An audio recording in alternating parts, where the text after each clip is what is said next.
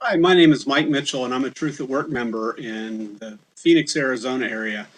I'm blessed to be a business coach here in this area and have the opportunity on a monthly basis to meet with some other Christian business coaches to pray about what God's doing in the marketplace. And in one of our monthly meetings a few months back, God revealed something to us that we thought was pretty powerful.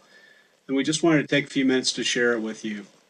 Again, being a business coach, I often get the opportunity to talk with business owners who are just not satisfied with the results that they're getting in their business. Obviously, if they're satisfied with their results, there's no problem to solve. And if there's no problem to solve, they really don't have an interest in talking to me.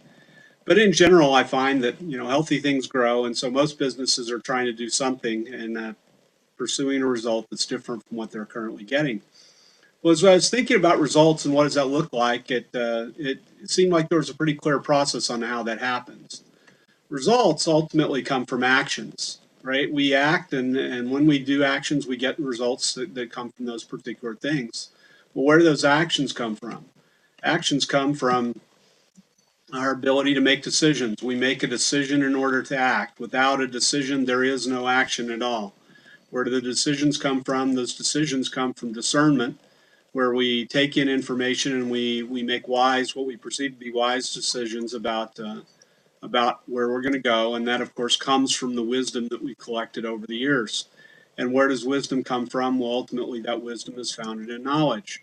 So I sort of came to this conclusion that said, all right, if I want to improve the results in my business, then the foundation for that, or the secret to results, is knowledge.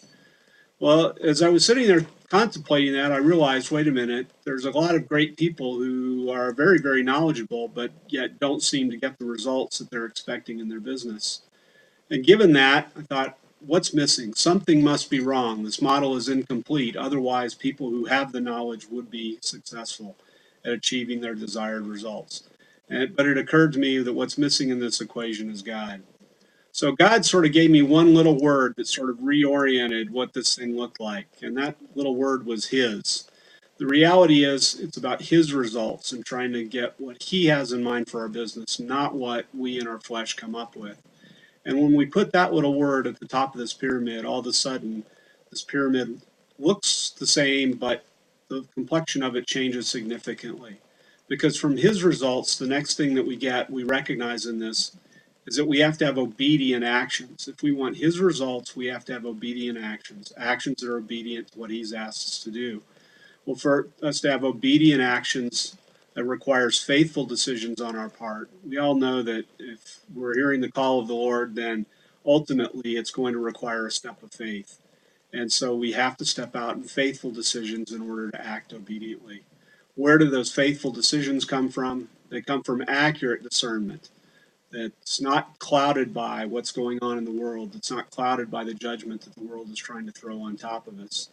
And that comes from precious wisdom, the type of wisdom that Solomon talked about, wisdom that's perfectly founded in who God is. And then finally, that rests on complete knowledge of who He is, because we can't come up with that precious wisdom unless we truly know and understand who God is. Now, this is a great model. All of a sudden, it made sense. We get to the place that says, no, the secret of getting to His results is not complete knowledge, is not just knowledge, but it's complete knowledge of who He is. And that secret is important to us.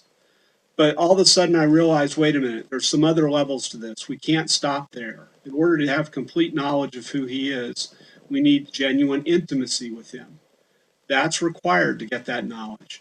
And to have genuine intimacy with Him, we've got to spend quality time with God.